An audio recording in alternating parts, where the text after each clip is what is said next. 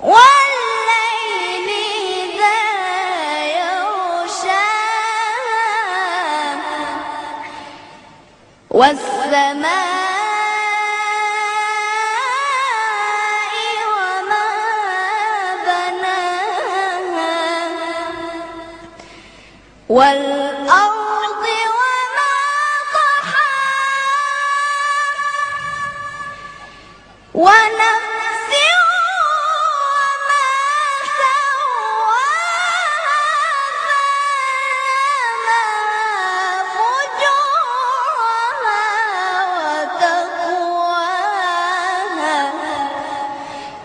قد أفلح من زكاها وقد خاب من دساها كذبت ثمود بطغواها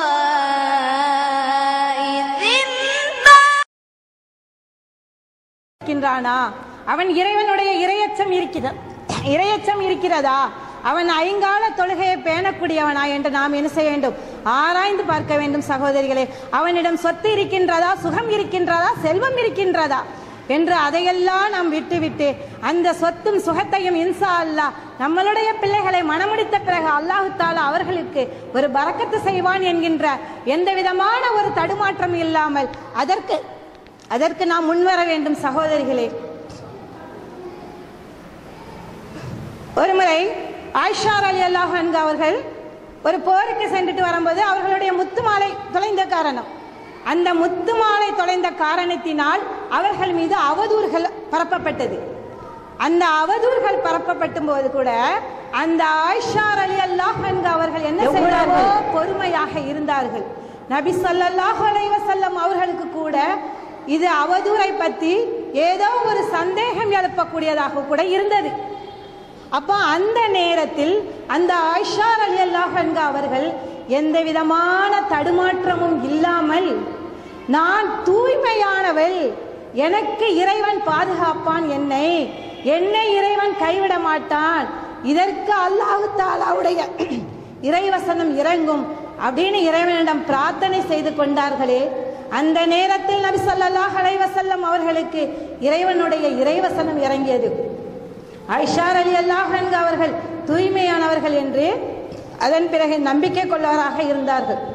அதற்கு முன்னாடி ஆயிஷா ரலியல்லாஹு அன்ஹா அவர்கள் நான் தூய்மையானவள் என்கின்ற ஒரு தைரியத்துடன் எந்த விதமான தடுமாற்றமும் இல்லாமல் இறைவனிடம் பிரார்த்தனை செய்தார்களே சகோதரிகளே, அவர்கள் எங்கே, நாம் எங்கே சகோதரிகளே?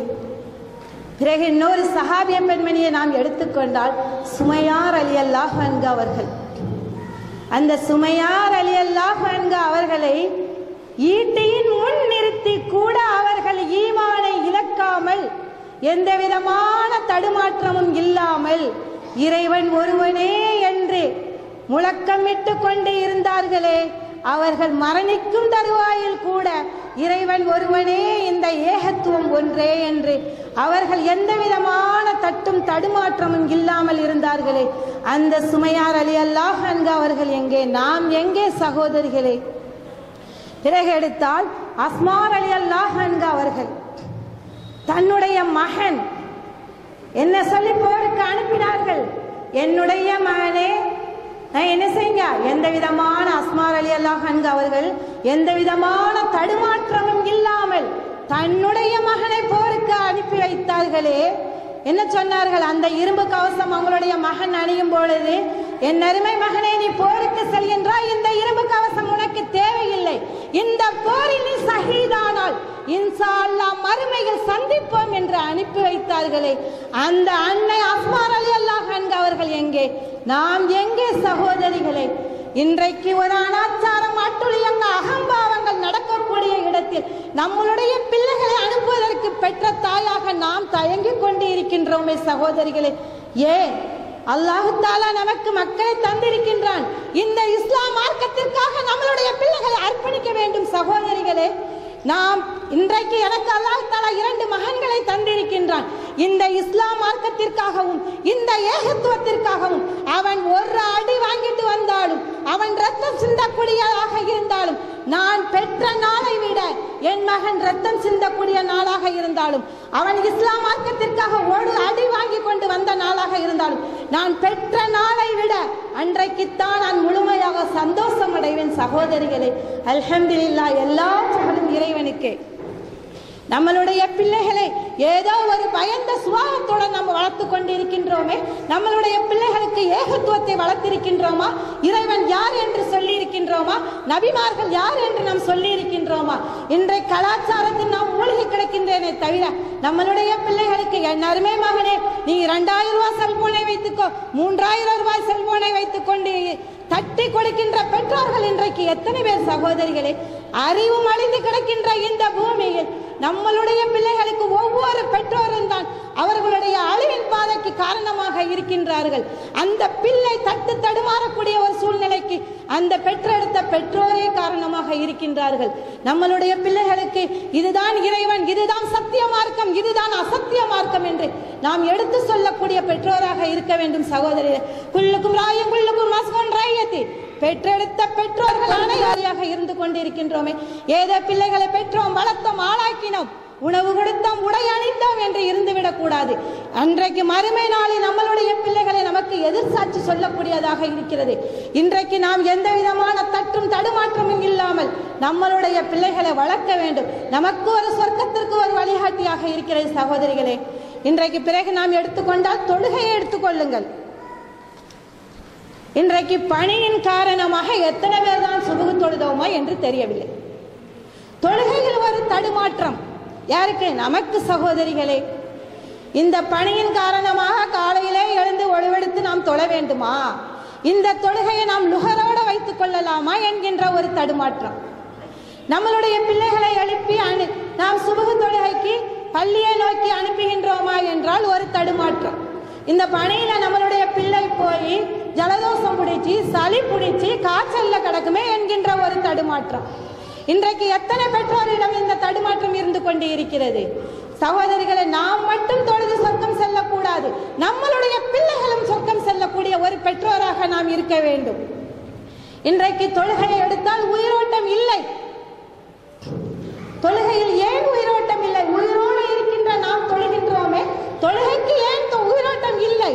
நாம் தொழுகின்ற தொழுகையில் ஒரு தடுமாற்றம். அந்த தொழுகை தடுமாற்றம் இல்லாத தொழுகையாக இருந்தால்தான் ஒரு நிலைநாட்டாக இருக்கும். இன்னைக்கு நாம் தொழுது கொண்டு இருக்கின்றோமே, இது எத்தனாவது ரக்காத்து தொழுகின்றோம், நாம் சஜதா செய்தோமா என்கின்ற ஒரு தடுமாற்றத்தில் நாம் இருந்து கொண்டிருக்கின்றோம். சகோதரிகளே, அந்த தொழுகைக்கு நாம் ஒரு உயிரோட்டம் உள்ள தொழுகையாக நாம் ஆக்க வேண்டும்.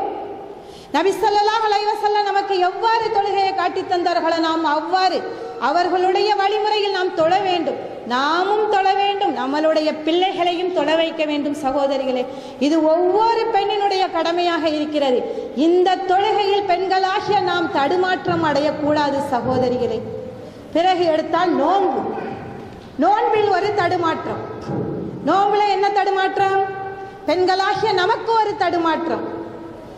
அந்த நோன்பு வைக்கக்கூடிய நேரத்தில் நமக்கு மாதவிடா வந்துவிட்டால் இந்த நோன்பு பூர்த்தியாகுமா பூர்த்தியாகாதா என்கின்ற ஒரு தடுமாற்றம். அப்போ இதுல நம்மளுடைய தடுமாற்றம் எங்க இருக்கு? நபி ஸல்லல்லாஹு அலைஹி வஸல்லம் என்ன சொல்லியிருக்காங்க? ஒரு பெண் மாதவிடாயை கண்டவுடனே அவளுக்கு அந்த நோன்பு என்ன செய்யல?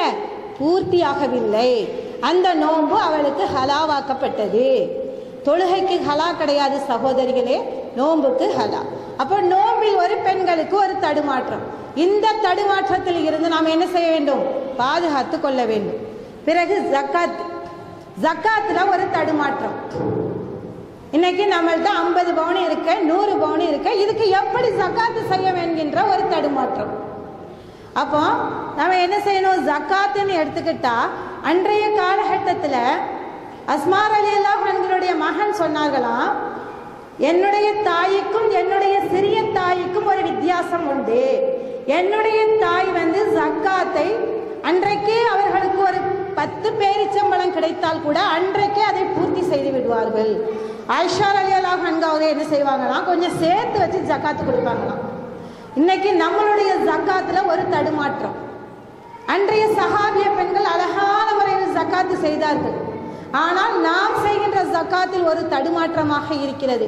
எவ்வளவு ரூபாய் ஜக்காத்து செய்ய வேண்டுமோ, நாம் அவர்களுக்கு கொடுக்க வேண்டுமோ, இவர்களுக்கு கொடுக்க வேண்டுமோ என்கின்ற ஒரு தடுமாற்றம். நபி ஸல்லல்லாஹு அலைஹி வஸல்லம் அல்லாஹ் தஆலா நமக்கு ஜக்காத்தை அழகான முறையில் எடுத்து கூறியிருக்கின்றார்கள். ஜக்காத்து செய்வது நம்மளுடைய பொருட்கள் அனைத்துக்கும் தூய்மையானதாக இருக்கிறது, தூய்மை அடையக்கூடியதாக இருக்கிறது. அந்த இடத்தில் ஜக்காத்து கொடுக்கின்ற பொறுப்பு பெண்களிடம் அதிகமாக இருக்கிறது. அவர்கள் அதில் தடுமாற்றம் இல்லாமல் அந்த ஜக்காத்தை நிறைவேற்றக்கூடிய பெண்மணியாக இருக்க வேண்டும். பிறகு எடுத்தால் ஹஜ்ஜி. ஹஜ்ஜில ஒரு தடுமாற்றம். நீங்கெல்லாம் நினைக்கலாம் ஹஜ்ஜில என்ன தடுமாற்றம். இன்றைக்கு ஒரு ஹஜ்ஜி செய்ய ஒரு பணம் படைத்த ஒரு மகனிடம் அதிகமாக பணம் இருக்கிறது. இந்த பணத்தை வைத்து சொத்து வாங்குவதா இல்லை இந்த வருடம் ஹஜ்ஜி செய்வதா என்கின்ற ஒரு தடுமாற்றம். ஒரு பெண்மணிகள் அதிகமாக இருப்பது ஒரு பெண்மணிகள்கிட்ட தடுமாற்றம். இந்த பணத்தை வைத்துக்கொண்டு நாம் நகை விலை ஏறிக்கொண்டே போகிறது.